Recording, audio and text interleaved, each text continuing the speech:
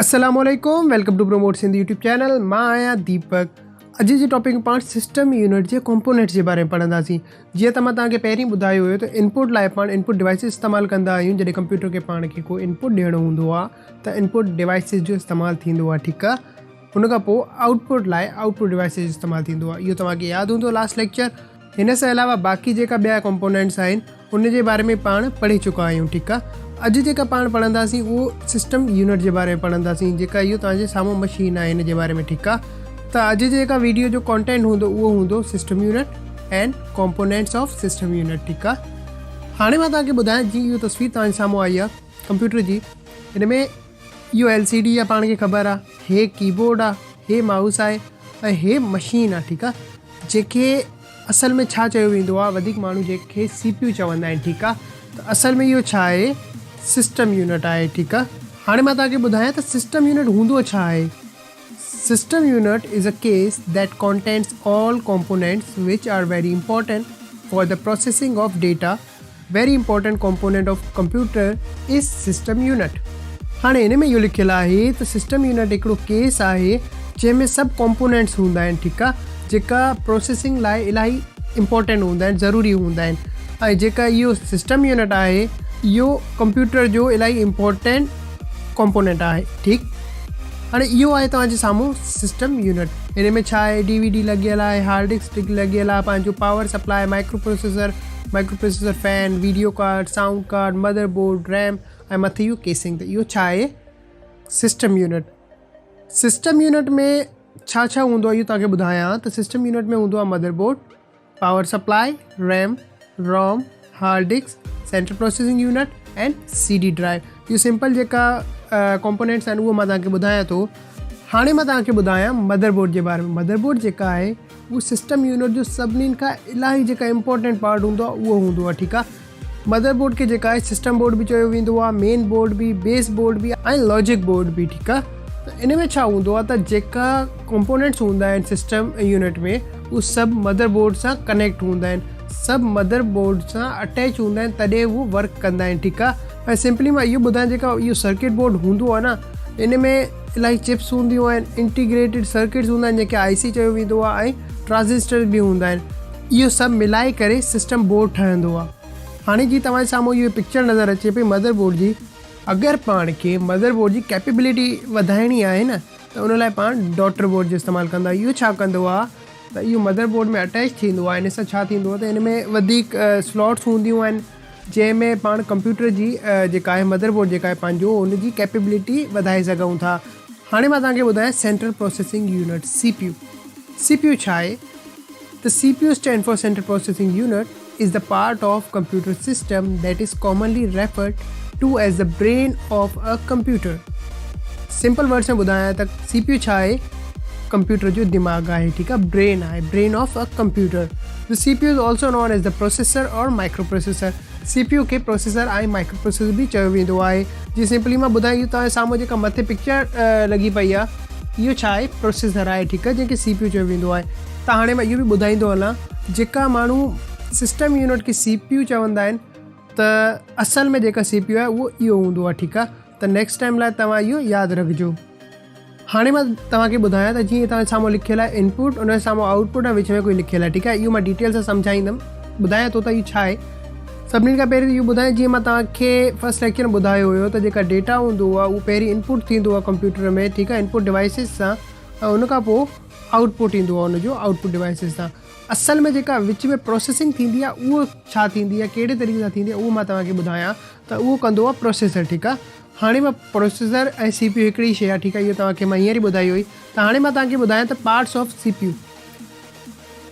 3 parts आहिनि हिन जा, ALU, CU, MU, ठीकु आहे। इहो ई मां इन जी फुल फॉर्म ॿुधायां, arithmetic and logical unit, control unit, memory unit, जंहिंखे रजिस्टर बि चयो वेंदो आहे। हाणे मां ॿुधायां तव्हांखे जेका पार्ट 1 आहे, arithmetic and logical unit, ALU। इन खे मां सिंपल वर्ड्स में सम्झायां, जेका अर्थमेटिक यूनिट आहे उहो बेसिक ऑपरेशंस परफॉर्म कंदो आहे, जंहिंमें addition, multiplication, subtraction and division शामिल आहिनि, ठीकु आहे। ऐं जेका लॉजिकल यूनिट आहे इहो छा कंदो आहे, त ॿ शयुनि खे कंपेयर कंदो आहे, ठीकु आहे। जीअं 2 = 5, हाणे तव्हां मूंखे ॿुधायो छा इहो इक्वल आहे, न आहे, ठीकु आहे। 2 = 5 न आहे, अलॻि अलॻि आहे। हाणे सेकेंड ते लिखियलु आहे 5 इज़ ग्रेटर देन 4, त इहो बिल्कुलु सही आहे, ठीकु आहे। ऐं उन खां पोइ लिखियलु आहे 7 इज़ लेस देन 6, त इहो छा आहे, ग़लति आहे।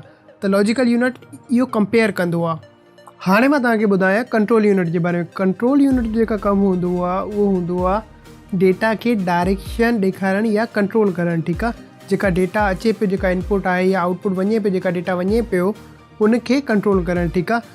इहो सिंपली तव्हां इन जी एग्ज़ाम्पल ईअं वठी सघो था, जीअं ट्रैफिक पुलिस हूंदो आहे जेका रोड ते गाॾियुनि खे कंट्रोल कंदो आहे, त CU जेका कंट्रोल यूनिट आहे उहो बि इहो ई कमु कंदो आहे, जेका कंप्यूटर जो ट्रैफिक हूंदो आहे उनखे कंट्रोल कंदो आहे। त जीअं जेका डेटा अचे पियो उनखे ऐं जेका डेटा वञे पियो उनखे डायरेक्शन ॾेखारींदो आहे, ठीकु आहे। ऐं कंट्रोल यूनिट जो जेका कमु आहे, कंप्यूटर जे अंदरि इंस्ट्रक्शन हलंदा आहिनि उनखे बि कंट्रोल करणु कंट्रोल यूनिट जो कमु आहे, ठीकु आहे। जेका पंहिंजो कंप्यूटर हूंदो आहे उहो मल्टीटास्किंग हूंदो आहे, ठीकु आहे। हुन में इलाही टास्क हूंदा आहिनि ऐं जेका पेंडिंग ते हूंदा आहिनि, जेका डिवाइस हूंदा आहिनि उहो रिक्वेस्ट मोकिलींदा आहिनि, त कंट्रोल यूनिट जेका आहे उन्हनि खे बि कंट्रोल कंदो आहे। ऐं कंट्रोल यूनिट जेका आहे इहो मेन मेमोरी सां डेटा जेका इंस्ट्रक्शन हूंदो आहे उहो खणे उनखे इंटरप्रीट कंदो आहे। इंटरप्रीट जेका हूंदो उहो मां तव्हांखे ॿुधायां त जीअं इहो आहे पंहिंजी जेका इन जा इंस्ट्रक्शन हूंदा आहिनि इनखे कन्वर्ट कंदो आहे मशीन लर्निंग में। जीअं 0 ऐं 1 जी लैंग्वेज, बाइनरी लैंग्वेज पाण पढ़ी हुई उन जे बारे में, ठीकु आहे। उहो हिते कन्वर्ट थींदो आहे ऐं हिकु सिग्नल जनरेट कंदो आहे त बाक़ी जेका यूनिट्स आहिनि उहो उन डेटा खे एग्ज़ीक्यूट कनि, ठीकु आहे। एग्ज़ीक्यूट मतिलबु उहो डेटा खे शो कनि। हाणे मां तव्हांखे ॿुधायां मेमोरी यूनिट रजिस्टर जे बारे में, ठीकु आहे। त जेका प्रोसेसर हूंदो आहे हुन वटि स्मॉल शेप्स में सेल्स हूंदा आहिनि, ठीकु आहे। त उहो उनजी पंहिंजी मेमोरी हूंदी आहे, उनखे रजिस्टर चयो वेंदो आहे। ऐं रजिस्टर जेका आहे उनजो कमु इहो हूंदो आहे त टेम्पोरेरी डेटा वठी उन ते एक्शन्स परफॉर्म करे, ठीकु आहे। ऐं जेका रजिस्टर्स हूंदा आहिनि टोटल उहो 13 रजिस्टर हूंदा आहिनि इन प्रोसेसर, ठीकु आहे। प्रोसेसर में 13 रजिस्टर्स हूंदा आहिनि।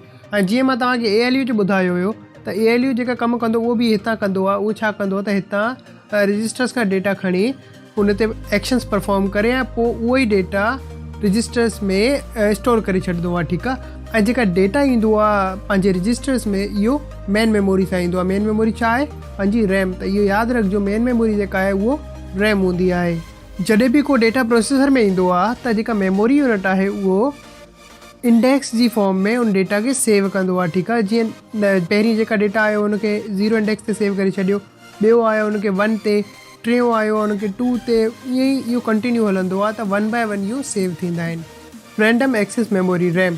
हाणे रैम जेका आहे उहो पंहिंजो डेटा टेम्पोरेरी होल्ड कंदी आहे, ठीकु आहे। जॾहिं को टास्क हले पियो त उन टाइम जेका डेटा हूंदो आहे उहो टेम्पोरेरी रैम में हूंदो आहे।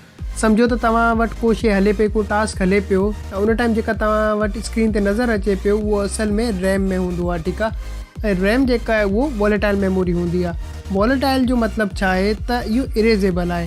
हिकिड़ी एग्ज़ाम्पल ॾियां त जीअं सम्झो तव्हां वटि लाइट हली वई आहे, ठीकु आहे। त इन में रैम में जेका डेटा हूंदो उहो इरेज़ थी वेंदो आहे। हाणे मां इहो ॿुधायां त हिते लिखियलु आहे it is read and write memory. Read ऐं राइट मेमोरी जो मतिलबु छा आहे इहो सम्झायां सही सां। त जेका डेटा आहे उहो इहो रीड बि कंदी आहे ऐं राइट बि कंदी आहे। जीअं तव्हांजे साम्हूं इहो कुझु वर्ड शो थियनि पिया, ठीकु आहे। हिकिड़ो कोई टेक्स्ट फॉर्म में कोई लिखियलु आहे। सम्झो त को शइ तव्हां वटि अगरि शो थिए पई त इन जो मतिलबु आहे उहो रीड थी चुकी आहे, ठीकु आहे। हाणे राइट छा आहे इहो सम्झायां त पाण हिन में अगरि कोई चेंजिस करियूं, सम्झो त अगरि तव्हांजे साम्हूं हिकिड़ी पिक्चर अची वई आहे त उहो रीड थी चुकी आहे। बट अगरि पाण हुन में कोई चेंजिस करियूं पिया, भले उहो टेक्स्ट फॉर्म हुजे या कहिड़ी बि फॉर्म में हुजे, त उहो छा थींदो, राइट।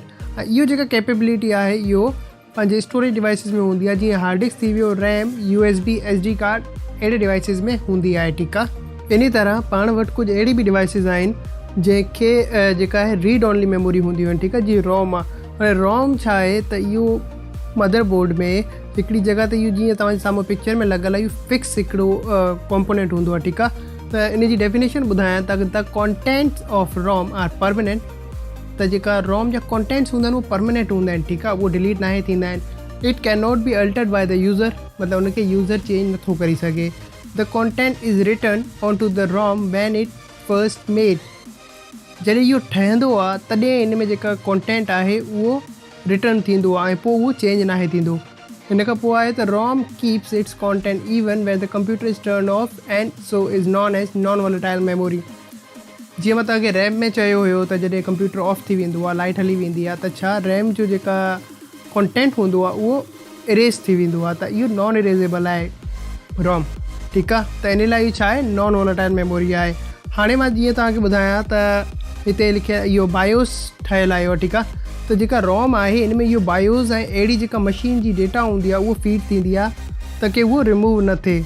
हिन खां पोइ मां तव्हांखे ॿुधायां त पोस्ट छा आहे, पावर ऑन सेल्फ टेस्ट।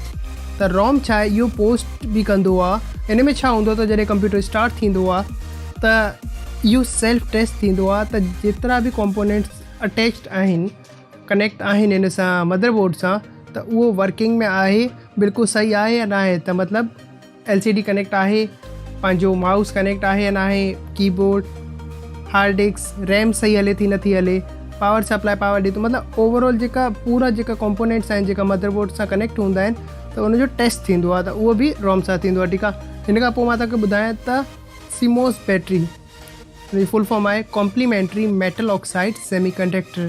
त इहो हिकिड़ी बैटरी हूंदी आहे पावर ॾियण लाइ। इहो छो इस्तेमालु थींदी आहे मां तव्हांखे ॿुधायां त पाण वटि जेका मदरबोर्ड आहे न, हिन में कुझु अहिड़ो डेटा हूंदो आहे जंहिंखे थोरी घणी पावर जी नीड हूंदी आहे, ठीकु आहे। त इहो उन लाइ इस्तेमालु थींदो, उनखे हल्की फुल्की पावर ॾियण लाइ, ठीकु आहे। ऐं हिकिड़ी ॿी शइ मां तव्हांखे ॿुधायां जंहिंसां तव्हांजो हिन जो कॉन्सेप्ट थोरो क्लियर थींदो, त जॾहिं पाण वटि को बायोस में या पासवर्ड लॻी वेंदो आहे त माण्हू छा कंदा आहिनि, इन बैटरी खे कढंदा आहिनि, रिमूव कंदा आहिनि ऐं उनखां 10 सेकेंड खां पोइ लॻाईंदा आहिनि त उहो पासवर्ड रिमूव थी वेंदो आहे। त छा इन में डेटा जेका आहे उहो फीड हूंदो आहे, उहो पावर ॾींदो आहे जेका बैटरी आहे उनखे। त जीअं इहो कढण खां पोइ छा थींदो आहे त तव्हांजो जेका टाइम आहे या तव्हां जेका पासवर्ड सेव्स आहिनि उहे सभु रिमूव थी वेंदा आहिनि। हिन खां पोइ तव्हांखे मां पावर सप्लाई जे बारे में ॿुधायां। सिंपल पावर सप्लाई छा कंदो, सभिनीनि खे ख़बर आहे त पावर ॾींदो आहे, बट इनखे मां थोरो डिटेल सां सम्झायां। It's supply electric supply to all components of system unit. सभिनी कंपोनेंट्स खे इहो पावर ॾींदो आहे। Simple it convert alternating current मतिलबु AC to direct current DC, ठीकु आहे। त जेका पंहिंजा कंपोनेंट्स हूंदा आहिनि उहो DC ते कमु कंदा आहिनि, ठीकु आहे, डायरेक्ट करंट ते। त पावर सप्लाई छा कंदो आहे, अल्टरनेट करंट खे डायरेक्ट करंट में कन्वर्ट कंदो आहे। It is responsible for supply of power to all components according to its voltage. इहा जेका रिस्पॉन्सिबल आहे हर कंपोनेंट खे पावर ॾियण में उनजे हिसाब सां, ठीकु आहे। त हिन खां पोइ लिखियलु आहे हिते हार्ड डिस्क ड्राइव HDD, ठीकु आहे। सिंपल इहो ॿुधायां त hard disk is the secondary memory which is permanent memory, ठीकु आहे। हिन में सिंपल इहो आहे त जेका डेटा हूंदो आहे उहो स्टोरी हूंदो आहे, ठीकु आहे, भले कंप्यूटर ऑफ हुजे या ऑन हुजे। हिन में कैपेसिटी जेका हूंदी आहे उहो गीगाबाइट्स ऐं टेराबाइट्स में हूंदी आहे, गीगाबाइट्स GB, टेराबाइट्स TB, ठीकु आहे।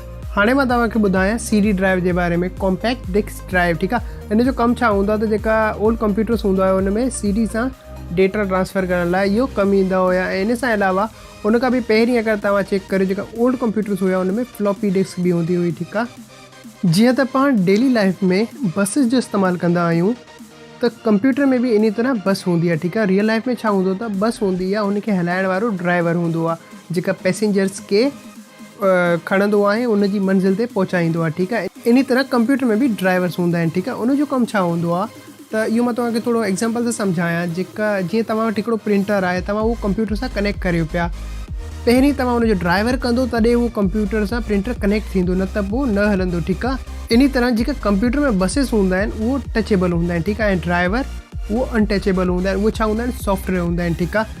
त सिंपल इहो यादि रखिजो। कॾहिं तव्हां गौर सां ॾिसिजो, जीअं मदरबोर्ड में इहो लाइन्स ठहियलु हूंदियूं आहिनि, जीअं तव्हां साम्हूं पिक्चर आहे हिन में, या हिन साम्हूं हिकिड़ी वायर ठहियलु आहे, ठीकु आहे। इहा त इहो छा हूंदियूं आहिनि, बसिस हूंदी आहे। हिन जो कमु छा हूंदो आहे त हिकिड़ी जॻह सां डेटा कैरी करे ॿी जॻह ते पहुचाइणो, ठीकु आहे। ऐं बसिस जा 2 टाइप्स हूंदा आहिनि, सिस्टम बस, एक्सपेंशन बस। हाणे जी सिस्टम बस लिखियलु आहे, हिन जी मां डेफिनेशन ॿुधायां त system bus connects processor and RAM, it is also called internal bus, ठीकु आहे। सिस्टम बस जेका आहे उहो प्रोसेसर ऐं रैम खे कनेक्ट कंदो आहे ऐं इनखे इंटरनल बस बि चयो वेंदो आहे। हाणे सिस्टम बस जेका आहे इन जी बि 3 टाइप्स आहिनि, control bus, address bus, data bus. हाणे मां तव्हांखे इन जी जेका फर्स्ट टाइप आहे कंट्रोल बस, इन जे बारे में ॿुधायां त कंट्रोल बस जेका हूंदा आहिनि, पंहिंजो जेका प्रोसेसर हूंदो आहे उहो कंट्रोल बस सां ई बाक़ी जेका पंहिंजा ॿिया डिवाइसिस आहिनि उन सां कम्यूनिकेट कंदो आहे।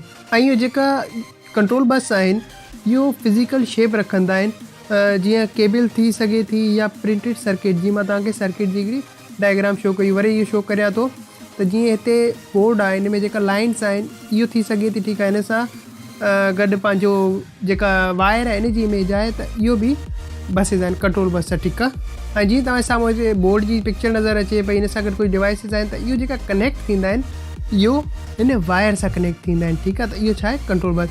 हाणे मां तव्हांखे इहो ॿुधायां त जीअं पाण कंप्यूटर में कीबोर्ड ते कुझु लिखंदा आहियूं उन सां गॾु छा थींदो आहे त जेका आउटपुट उनजो हूंदो आहे उहो स्क्रीन ते शो थींदो आहे। त इहो जेका कमु आहे इहो कंट्रोल बस कंदो आहे। ठीकु आहे। जीअं पाण को कॉपी स्कैन कंदा आहियूं ऐं उहो साम्हूं नज़र ईंदी आहे त इहो कंट्रोल बस कंदो आहे। ठीकु आहे। माइक ते ॻाल्हाईंदा आहियूं, साम्हूं स्पीकर्स में उनजी आवाज़ ईंदी आहे त इहो कंट्रोल बस जो कमु हूंदो आहे। सिस्टम बस जी हिकिड़ी ॿी बस हूंदी आहे एड्रेस बस। हिन जो कमु इहो हूंदो आहे त प्रोसेसर जे जनरेट कयल एड्रेस खे IO डिवाइसिस ताईं पहुचाइणु। IO डिवाइसिस मतिलबु इनपुट ऐं आउटपुट। हिन सां अलावा सिस्टम बस जी हिकिड़ी ॿी टाइप बि हूंदी आहे डेटा बस। डेटा बस जो कमु इहो हूंदो आहे त हिकिड़े डेटा खे हिकिड़ी जॻह सां खणी ॿी जॻह ते पहुचाइणो। ठीकु आहे। जीअं पंहिंजो सिस्टम हलंदो आहे, इनपुट डिवाइसिस सां हिकिड़ो डेटा ईंदो आहे, उनखां पोइ मेन मेमोरी में वेंदो आहे ऐं मेन मेमोरी खां पोइ उहो प्रोसेस थींदो आहे। ठीकु आहे। प्रोसेसर में ईंदो आहे, उनखां पोइ वरी उहो मेन मेमोरी में वेंदो आहे ऐं उनखां पोइ आउटपुट उनजो शो थींदो आहे। त डेटा बस जो कमु इहो ई हूंदो आहे त जेका डेटा फ्लो थींदो आहे हिकिड़ी जॻह सां ॿी जॻह डेटा पहुचाइणो। ठीकु आहे। हाणे मां तव्हांखे एक्सपेंशन बस जे बारे में ॿुधायां। इन जो कमु इहो हूंदो आहे त जेका कॉम्पोनेंट्स पंहिंजे मदरबोर्ड ते लॻियल हूंदा आहिनि इन खे कम्यूनिकेट कराइणु। ठीकु आहे। त इहो थी वियो बसिस जो टॉपिक। हाणे मां तव्हांखे पोर्ट्स ऐं कनेक्टर्स जे बारे में ॿुधायां। पोर्ट्स ऐं कनेक्टर्स छा आहे। ठीकु आहे। त इहो मां तव्हांखे इन पिक्चर सां सम्झायां। तव्हांजे साम्हूं कंप्यूटर जी पिक्चर आहे, हिकिड़ो फ्रंट लुक आहे, हिकिड़ो बैक आहे। ठीकु आहे। फ्रंट में छा आहे, USB पोर्ट्स आहिनि ऐं ॿ ॿिया पोर्ट ठहियल आहिनि। हिकिड़ो आहे हेडफोन जो ऐं ॿियो माइक जो। हाणे मां बैक खे थोरो डिटेल सां सम्झायां। जेका हिन में लिखियलु आहे पावर कनेक्टर हूंदो आहे। ठीकु आहे। हिन में PS टू कीबोर्ड कनेक्टर हूंदा आहिनि, जीअं पाण कीबोर्ड जे टॉपिक में पढ़ियो हुयो। USB पोर्ट्स आहिनि, ईथरनेट केबल जो जेका पोर्ट हूंदो आहे उहो आहे। त इहो सभु पोर्ट्स हूंदा आहिनि। ठीकु आहे। त इहो छा हूंदा आहिनि कंप्यूटर जा जेका पोर्ट ऐं कनेक्टर्स हूंदा आहिनि। हिन में पेरीफेरल डिवाइसिस लॻाया वेंदा आहिनि। ठीकु आहे। इन लाइ इहो हूंदा आहिनि। पेरीफेरल डिवाइसिस छा हूंदा आहिनि इहो मां तव्हांखे सम्झायां।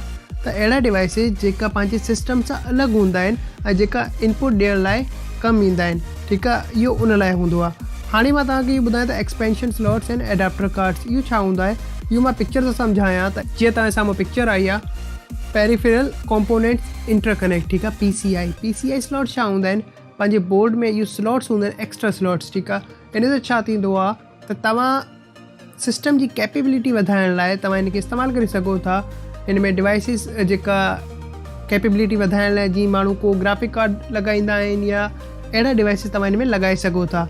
इन सां अलावा ॿियो इहो बि थी सघे थो जीअं तव्हांजे सिस्टम में को शइ ख़राबु थी वई आहे। ठीकु आहे। त तव्हां छा था करे सघो, उनजी अल्टरनेट जेका हिन स्लॉट में लॻी सघे थो अहिड़ी को शइ लॻाए ऐं तव्हां पंहिंजो सिस्टम हलाए सघो था सिस्टम चेंज करण जी जॻह। जीअं मां हिकिड़ी ग्राफिक कार्ड जी एग्ज़ाम्पल ॾिनी हुई त समटाइम्स पाण खे वधीक नीड हूंदी आहे ग्राफिक कार्ड जी गेमिंग PCs लाइ स्पेशली। त ज़रूरी न आहे त उहो सिस्टम पूरो चेंज करियो। हिन में तव्हां ग्राफिक कार्ड लॻाए बि तव्हां उन सां हलाए सघो था सिस्टम। ठीकु आहे। जीअं इहो आहे computer sound blaster sound card. ठीकु आहे। त इहो छा आहे साउंड कार्ड आहे। सम्झो तव्हांजे PC में साउंड कार्ड ख़राबु थी वियो आहे त तव्हां इहो ॿियो लॻाए पंहिंजे PC खे सही करे सघो था। तव्हांजो इहो कमु कंदो। ठीकु आहे। हिन सां अलावा ग्राफिक कार्ड जी मां तव्हांखे एग्ज़ाम्पल ॾिनी हुई ग्राफिक कार्ड जी। त अॼुकल्ह वीडियो गेम्स अहिड़ी आहिनि जंहिंमें ग्राफिक कार्ड जी नीड हूंदी आहे। जेका हैवी ग्राफिक वारी गेम्स हूंदियूं आहिनि उन में ग्राफिक कार्ड जी नीड हूंदी आहे। त माण्हू छा थो करे सघे, ग्राफिक कार्ड खणी उन में लॻाए सघे थो सिंपल। हिन सां अलावा ईथरनेट कार्ड। ठीकु आहे। त इहो छा आहे, पंहिंजे सिस्टम में हिकिड़ो ई कार्ड हूंदो आहे। ठीकु आहे। मतिलबु जंहिंमें हिकिड़ो ई पोर्ट हूंदो आहे। अगरि तव्हां उनखे वधाइणु चाहियो था त तव्हां हिकिड़ो इहो लॻाए सघो था। इनखे फिट करणु को वॾी ॻाल्हि न आहे, बिल्कुलु ईज़ीली इहो फिट थी वेंदो आहे। ठीकु आहे। त इहो हुयो अॼु जो टॉपिक। आई होप तव्हांखे क्लियर हूंदो, इन में कुझु न कुझु सिखण लाइ ज़रूरु मिलियो हूंदो। पोइ मिलूं था नेक्स्ट वीडियो में नेक्स्ट टॉपिक सां गॾु। अल्लाह हाफ़िज़।